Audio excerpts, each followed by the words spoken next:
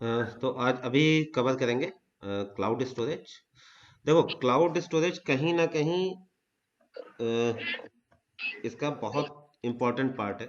Reason नहीं है कि केवल स्टोरेज की बात यहाँ पे ये नहीं होती कि हम एक स्टोरेज ले लिया, बकेट हमने बकेट बनाया और उस बकेट में हम डेटा रख रहे हैं, दैट इज क्लाउड स्टोरेज। या जैसे गूगल ड्राइव यूज करते हो आप लोग, तो Google drive is also a cloud storage. Apart from that, अगर हम बात करें कि हम किसी मशीन को कोई डिस्क अलॉट करते हैं, कोई भी डिस्क असाइन करते हैं, चाहे वो बैलेंस परसिस्टेंट हो, एसएसटी हो या एक्सट्रीम हो, that is a part of storage. तो स्टोरेज की कॉस्ट हमें इस बेस पे लगती है कि अगर हम जितना मेरा स्टोरेज यूज होगा उस पे कॉस्ट पड़ेगी, और मेरा डेटा कितना फ्रिक्वेंटली यूज हो रहा है उसके अकॉर्डिंग कॉस्ट पड़ती है। तो हमारे पास स्टोरेज की जो होती है 4 टाइप होती हैं। किसी को पता है? Sir classes. हाँ। Sir standard, near line, cold line, archive. Okay,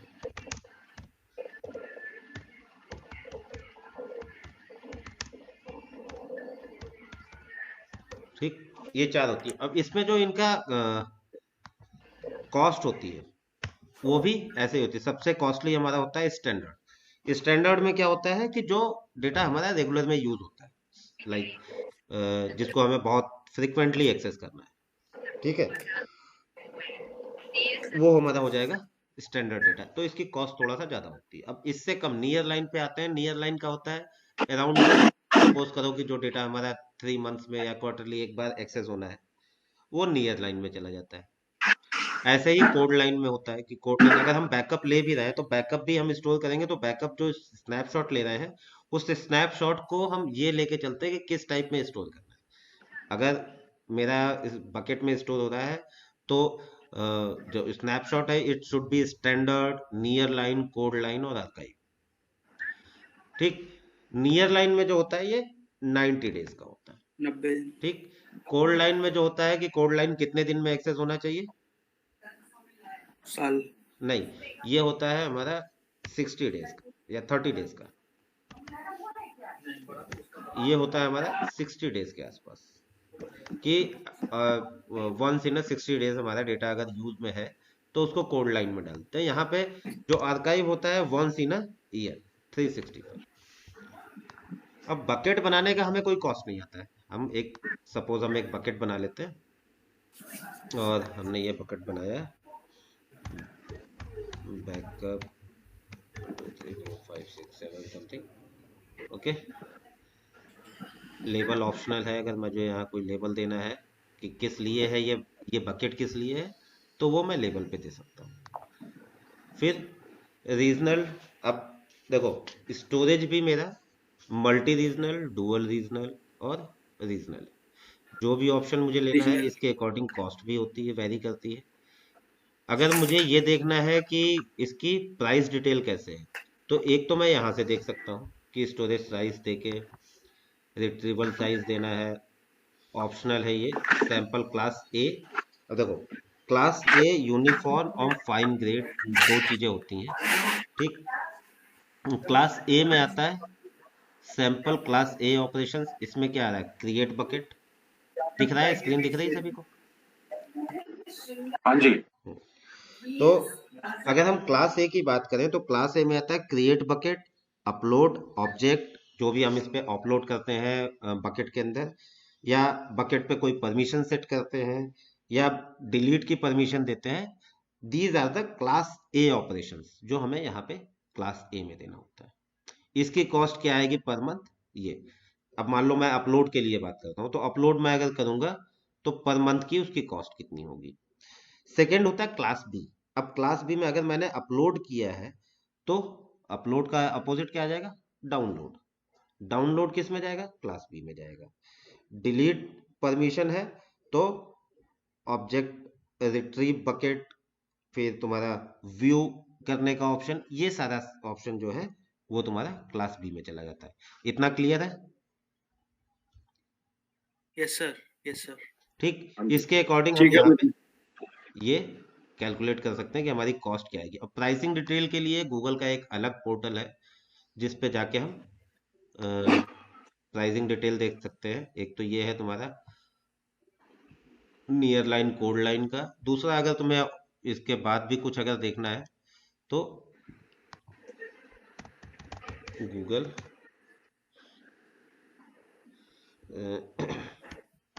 इसके यू एक स्टोरेज एक्सेल शीट भी तो आती है सर, ऐसा कुछ है क्या एक्सेल शीट वाला? एक मिनट, स्टोरेज कॉस्ट कॉन्फ़िगरेशन किस कैलकुलेशन जीसीपी स्टोरेज वगैरह यार देखो उस पर तो मैंने देखा नहीं है कि एक्सेल शीट होती है कि नहीं होती, बट हाँ कैलकुलेशन के लिए प्राइस कैलकुलेटर आता है इनका। जैसे आप ईएमआई कैलकुलेट करते हो सेम वैसे ही होता है प्राइस कैलकुलेटर। ये देखो यहाँ पे आप एक एक चीज की प्राइस कैलकुलेट कर सकते हो। ठीक, ये लिंक भी मैं आपको शेयर कर देता हूँ, इसको एक बार देख लेना। ठीक है, ये कॉपी कर लेना क्योंकि सेशन खत्म होने के बाद ये लिंक किसी को भी मिलेगा नहीं। ठीक, अब ये तो प्राइस कैलकुलेशन हो गई। मल्टी रीजन डुअल जो भी हमें लेना, हमने मल्टी रीजनल ले लिया। लोकेशन कहाँ की लेनी है, अगर मैंने बीपीसी बना रखा है तो उसके अकॉर्डिंग आ जाता है ये मल्टी रीजन। अब मैं इसको रीजनल पे जाके देखता हूँ तो रीजनल पे मेरा देखो सारे रीजन दिखा।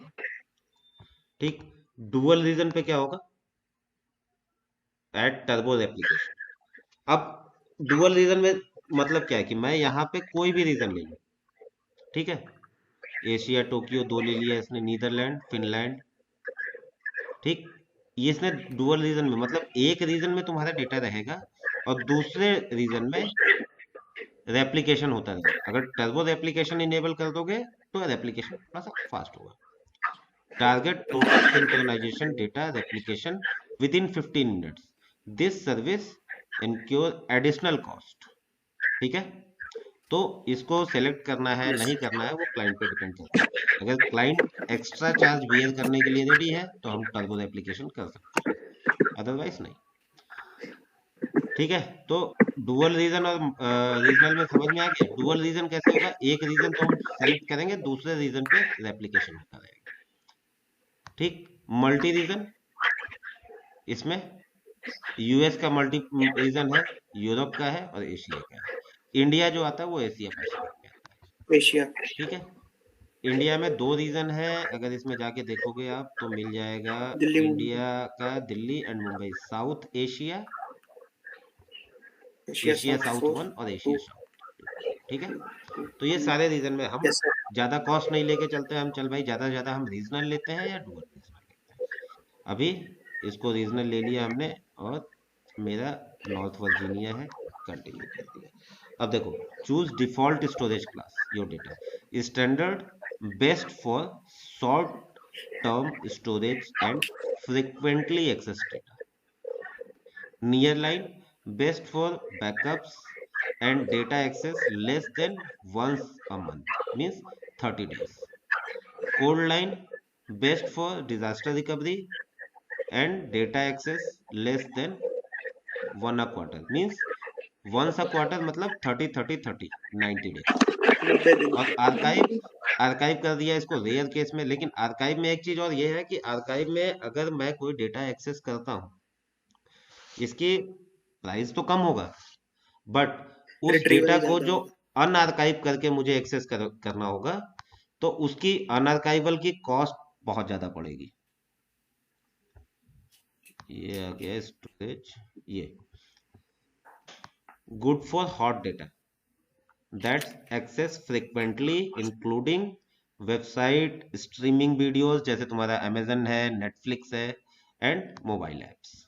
Okay, near line low cost, इसके कंपैरिजन में ये लो कॉस्ट है, this is very low cost and this is the lowest cost. अब इसकी कैश कॉस्ट कैलकुलेशन क्या है वो गूगल पे आप प्राइसिंग डिटेल में देख सकते हो, या कैलकुलेट करना चाहो कैलकुलेट, जैसे क्लाइंट कहता है यार मुझे इतना डेटा रखना है, मुझे इसका प्राइस कैलकुलेट करके देना, तो वो भी कैलकुलेटर के थ्रू कैलकुलेट करके क्लाइंट को आप दे सकते हो। ठीक है, सर एक डाउट था हाँ तो सर जैसे कैलकुलेट वगैरह जो भी करेगा वो तो एस्टिमेट करेगा ना, एस्टिमेटेड क्योंकि करेगा। हाँ, कैलकुलेटर में वो कमिटेड यूज डिस्काउंट वगैरह तो कुछ नहीं मतलब नहीं, पहले कुछ से नहीं, वो दिखेगा नहीं। वो गूगल अपनी तरफ से देगा। ये एस्टिमेटेड भी होगा और इसमें एक लाइन ये रहेगी कि इट कैन बी वेरी। जी सर। कई बार होता है जो आर्किटेक्ट लेवल पे होता है, बंदे ने अगर कैलकुलेट करके दिया इतना डेटा है, तो कई बार गूगल उस पे डिस्काउंट्स वगैरह भी करता है क्लाइंट को। तो वो क्लाइंट की बात है, क्लाइंट फिर गूगल से डिस्कस करेगा और गूगल उसको फाइनल रेट उसके बताएगा। ठीक है, क्लियर? जी सर। कूपन ऊपर अप्लाई हो जाता है क्या? नहीं नहीं, ये यार ये इनकी क्या पॉलिसी है ये नहीं पता, बट गूगल का कहीं ना कहीं मार्केट में गूगल अपने क्लाइंट्स को बेनिफिट्स ज्यादा दे रहा है इस समय, और यही रीजन है कि सभी हाँ, गूगल पे मूव कर रहे हैं। और ये गूगल रहता को है अगर ना तुम कि गूगल को जितने टाइम कंपेयर के लिए करोगे भी रिजल्ट। एडब्ल्यूएस से ना, तो एडब्ल्यूएस में तुम्हें एक तो नेमिंग कन्वेंशन की प्रॉब्लम आएगी बहुत से। जैसे अगर तुम क्लाउड डीएनएस की बात करो, क्लाउड डीएनएस कॉन्फ़िगर करना हो गूगल एडब्ल्यूएस पे, तो it's a whole day job. उसमें क्लाउड डीएनएस में राउट 53 बनाना पड़ता है। सुना होगा अगर किसी ने एडब्ल्यूएस पे काम किया हो तो, कि उसमें एक राउट 53 कॉन्फ़िगर करना पड़ता है क्लाउड डीएनएस के लिए। यही चीज अगर मुझे गूगल पे करना है, तो मेरे पास जस्ट एक चेकबॉक्स होगा, सेलेक्ट कर दिया, बैकएंड में सारा कुछ पड़ा हुआ है। बीपीसी का कॉन्सेप्ट और वीनेट का कॉन्सेप्ट, अगर हम माइक्रोसॉफ्ट एज्योर को लें, तो एज्योर में चलता है वीनेट, वर्चुअल विनेट। नेटवर्क, और गूगल पे चलता है वर्चुअल क्लाउड, प्राइवेट क्लाउड। दोनों का कॉन्सेप्ट एक ही है। वहां पे वीनेट टू वीनेट पेयरिंग होती है, यहाँ बीपीसी पेयरिंग होती है। ठीक है, तो कहीं पे ये दोनों चीजें सेम है। और अगर तुम एज्योर और जीसीपी को देखना चाहो कंपेयर करने के लिए, तो बहुत सी चीजों से सिमिलर मिलेंगी, बट एडब्ल्यूएस एकदम डिफरेंट है, उसकी टेक्नोलॉजी अलग है। तो वो थोड़ा सा कंफ्यूज करती हैं चीजों को, कि अगर जो बंदे एडब्ल्यूएस किए हैं उनको गूगल में आके प्रॉब्लम होती है, जो गूगल किया है या एज्योर किया है उसको एडब्ल्यूएस में स्टार्टिंग में प्रॉब्लम होती है। ठीक है, अभी कोई डाउट? आगे बढ़े। मैंने यस स्टैंडर्ड सर। डेटा ले यस लिया, सर। सपोज करो मैंने नियर लाइन ले लिया है, कंटिन्यू किया। अब यहाँ पे आता है prevent public access. Public access के लिए मेरे पास एक्सेस कंट्रोल दो तरह के हैं, यूनिफॉर्म और फाइन ग्रेन्ड। फाइन ग्रेन्ड में, यूनिफॉर्म में क्या होता है कि मैंने बकेट पे जो पॉलिसी लगा दी, that will be replicated to each, और वो आफ्टर 90 डेज परमानेंट हो जाएगी। ठीक।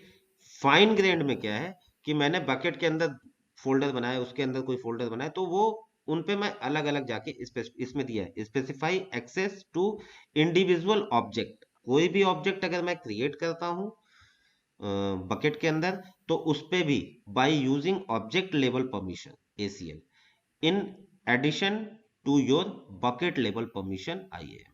मींस एसीएल भी यूज कर सकते हैं, ऑब्जेक्ट लेवल परमिशन भी है और बकेट लेवल भी है। बट यूनिफॉर्म में क्या है, नाम से ही पता चल रहा है यूनिफॉर्म है, ensure uniform access to all objects in the bucket by using only bucket level permission IAM. ठीक है, आईएएम क्या है अभी किसी को बताने की जरूरत है मुझे? Identity and access management access manager. Management. This option becomes permanent after 90 days. ठीक। तो फाइन ग्रेन्ड ही ज्यादा अच्छा रहेगा अगर मैं सिक्योरिटी के पर्पज से बात करूं, कि भाई अगर मुझे फोल्डर पे जाके, अब मैंने मान लो एक बनाया अकाउंट का फोल्डर, एक मैंने बनाया मार्केटिंग का फोल्डर, तो क्या दोनों की परमिशंस एक जैसी रख सकते हैं हम? कभी नहीं रखेंगे। ठीक, तो वहां पे हमें फाइन ग्रेन्ड होता है कि जो भी मैंने बकेट के अंदर ऑब्जेक्ट बनाए हैं उस पे मैं जाके ऑब्जेक्ट लेवल परमिशंस लगा सकूं फ्रॉम आईएएम। ओके, कंटिन्यू किए।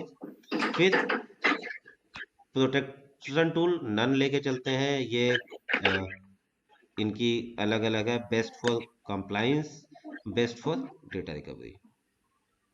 ठीक। ऑब्जेक्ट वर्जनिंग, जो भी मेरा ऑब्जेक्ट है उसकी वर्जनिंग चेंज होती रहेगी ऑटोमेटिक। नंबर ऑफ वर्जन पर ऑब्जेक्ट क्या रखनी है, मैक्सिमम यहाँ पे हम दे सकते हैं 1 2। ठीक। Expire non current version after 30 days. जो भी करंट वर्जन नहीं होगा, अब जितनी बार भी उस ऑब्जेक्ट को हम अपडेट करेंगे एक नया वर्जन बनेगा, और जो मेरा पुराना वर्जन होगा वो 30 दिन में रिटायर हो जाएगा। ठीक इसी तरह retention policy, this is best for compliance. Compliance क्या होता है पता है किसी को? कंप्लायंस वही है कि कुछ ऑडिट नॉर्म्स होते हैं, अगर उसके अकॉर्डिंग चीजें नहीं होती है तो वो नॉन कंप्लायंस में कंप्लाइंस।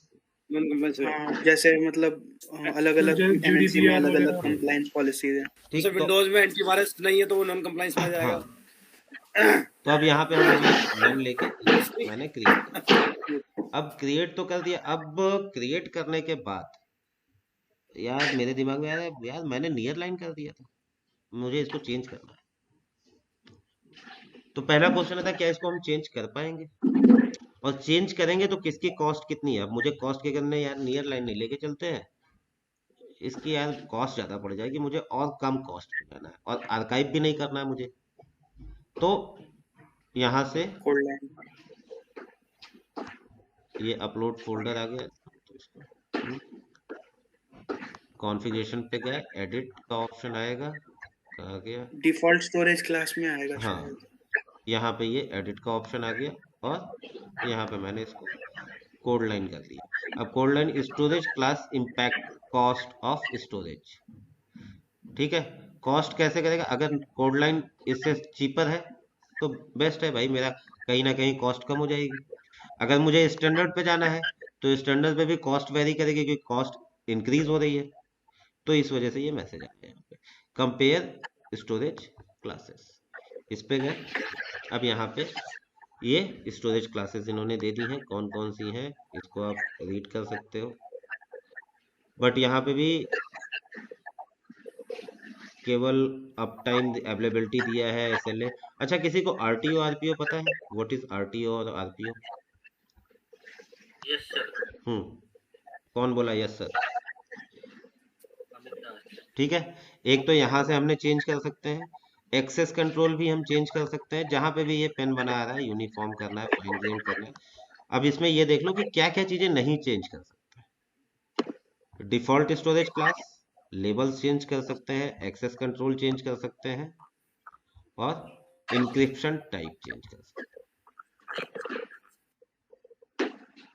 अब एक चीज और, ये CMEK use a customer manage encryption key, अभी तक अगर गूगल मैनेज्ड है तो कोई दिक्कत नहीं, लेकिन कस्टमर मैनेज्ड पे जाते हैं तो यहाँ पे हमें की देनी पड़ेगी।